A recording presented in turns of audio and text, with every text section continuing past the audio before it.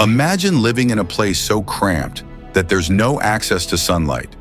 You can't see the outside world because your view is blocked by dozens of concrete buildings.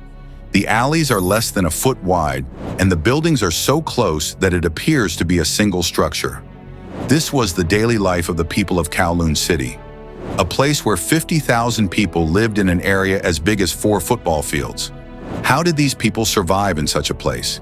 And most importantly, how come no government or authority ever intervened? By the looks of it, Kowloon looks like a city from a third world country. But it's actually not the case. In fact, this city is part of Hong Kong, a country that ranks number 4 on the list of highly developed nations.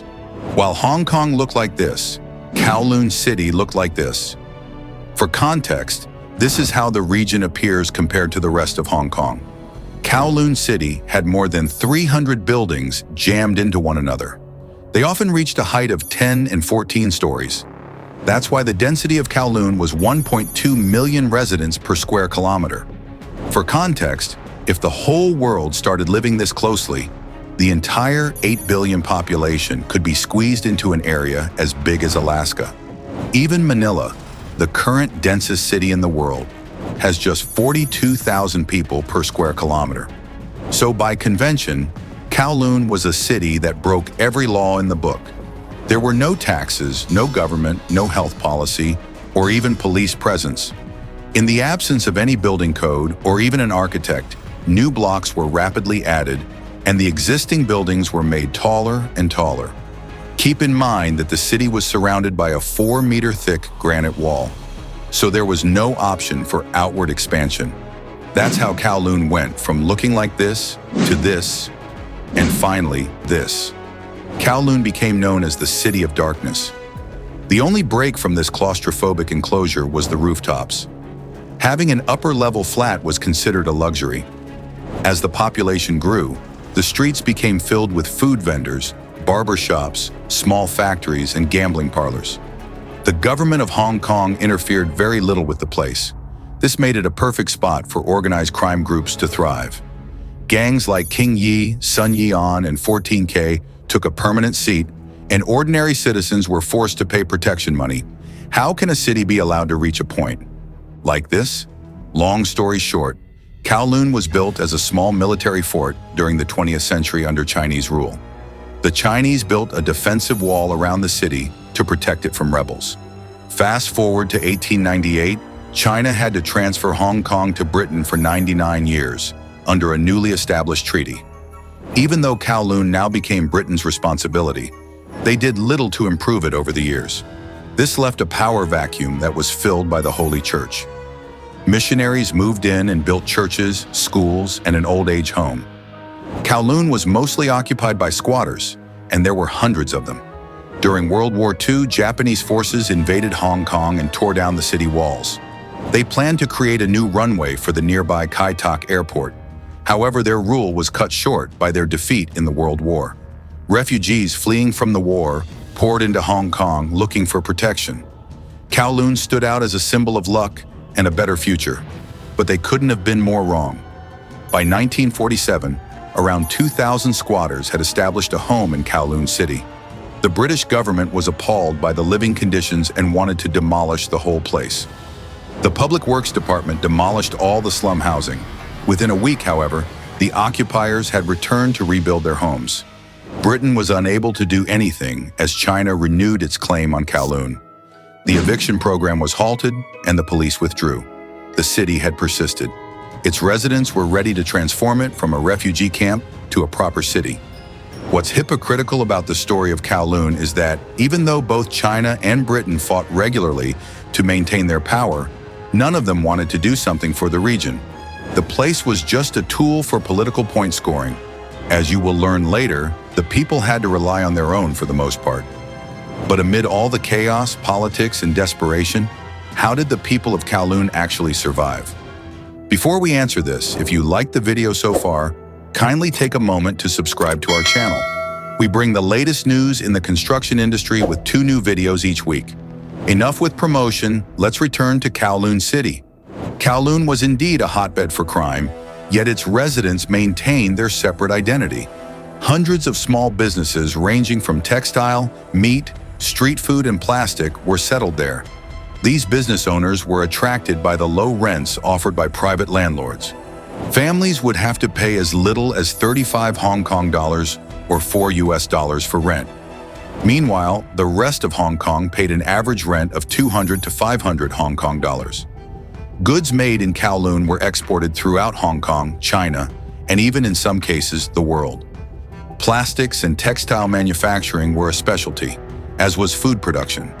Products that were banned in mainland Hong Kong, like dog meat, were freely sold. The place was a safe haven for food processors, since they could escape the watchful eye of government sanitation inspectors. Many well-respected restaurants in Hong Kong served fish balls and dumplings as a delicacy. Little did their customers know that these items were sourced from filthy shops in Kowloon. The city also attracted several dentists and doctors with dubious credentials to establish their practices.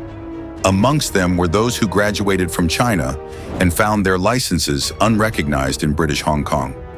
Their offices would be situated at the city's edge, so people from outside Kowloon could visit them. They could also escape prosecution if anything went wrong with their patients. It was a win-win situation.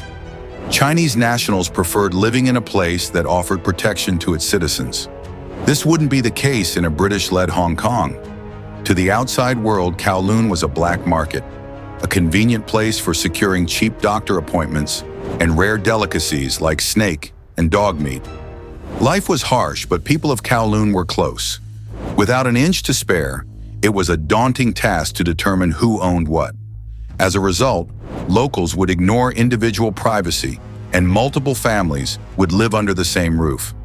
The roofs were important meeting points, especially for residents who lived on the upper floors.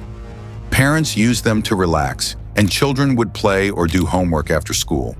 Within families, wives often did housekeeping, while grandmothers cared for their grandchildren and children from surrounding households.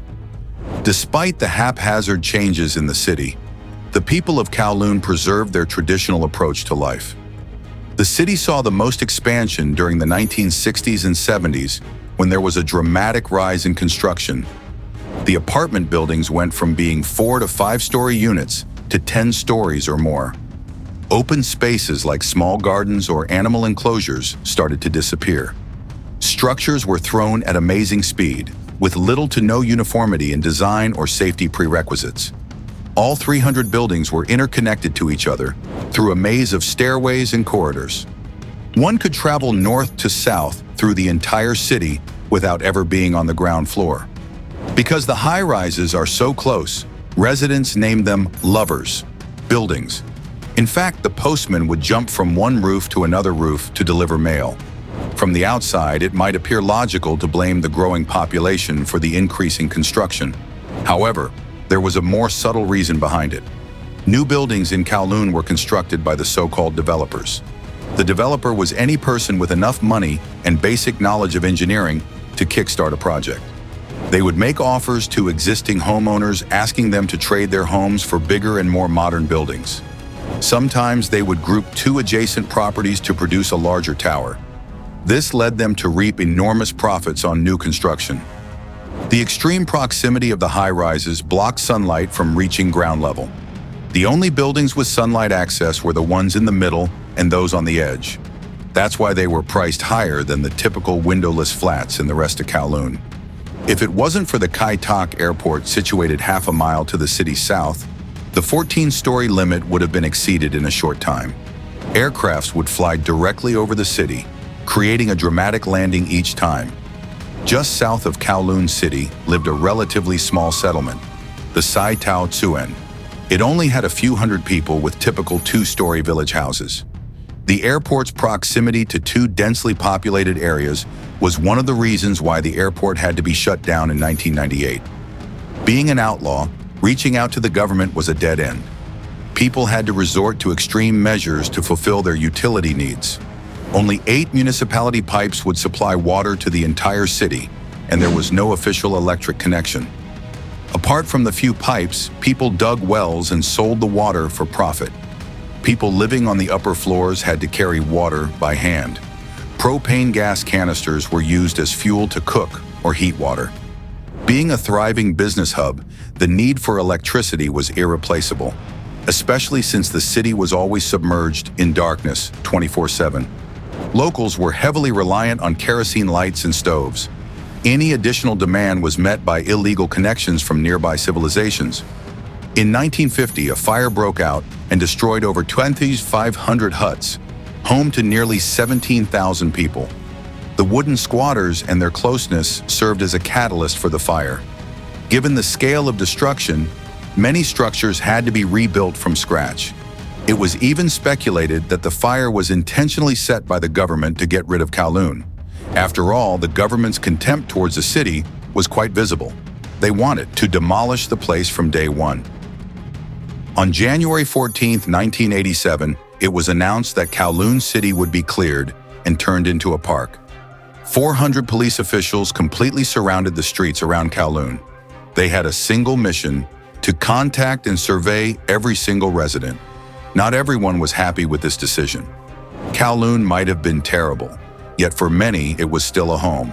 An anti-demolition committee was formed to halt the process. But there was little to be done. China and Britain had both agreed to raise the city and relocate the people to another estate. Hong Kong had to pay a total of $2.76 billion in compensation to the locals. An average resident received $380,000 for their apartments.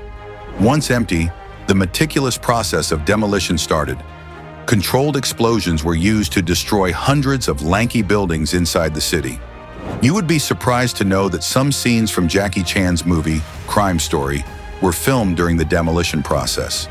The explosions in the background are 100% real and show Kowloon's buildings being destroyed. After 4 months of planning and execution, the demolition concluded in April 1994. Construction on the Kowloon Park started swiftly afterwards. The new park spanned up to 330,000 square feet and featured many of the preserved artifacts from Kowloon City. This included the fully restored yamen as the centerpiece, inscribed stones, and 3 old wells. The park's paths were named after streets and buildings in the walled city. Now, almost 3 decades later, the story of Kowloon City is being romanticized. The place continues to be a poster child for dystopian cyberpunk and sci-fi themed movies and games. The city is depicted in several games, including Kowloon's Gate, 2010 Call of Duty, and Shadowrun. The concept of Gotham City in Batman Begins was partly inspired by Kowloon City. Even though Kowloon City might seem like a distant tale from the past, it's still the reality for many people living in Hong Kong. The nation still suffers from a housing crisis, with apartments costing approximately $30,000 to $45,000 per square meter of land. This has forced many people to live in coffin-sized homes with hardly enough space to stretch their legs. Like Kowloon Walled City, residents living in coffin homes are often from the most marginalized groups, such as migrants, elders, and the poor. The same story is being repeated in a different context. What's your take on Kowloon City? Feel free to share in the comments. Anyway, thanks for watching, and we'll catch up in the next video.